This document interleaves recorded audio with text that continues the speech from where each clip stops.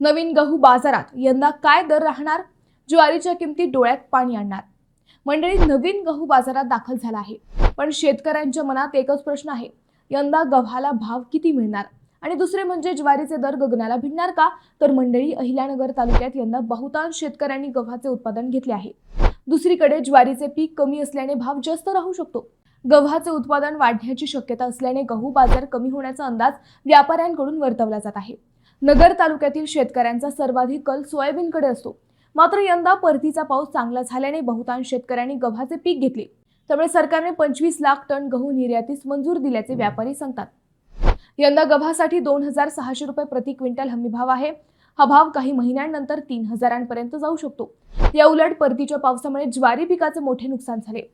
कर्नाटकातून मोठ्या प्रमाणात ज्वारीची आवक होते, परंतु यावर्षी उत्पादन कमी होण्याची शक्यता असून व्यापारीही जुन्या ज्वारीचे दर चढे सांगत आहेत. सध्या बाजारात ज्वारी 4,500 ते 7,000 रुपये क्विंटलने विक्री होत आहे. त्यामुळे गहू स्वस्त तर ज्वारी डबल महाग अशी स्थिती बाजारात आहे.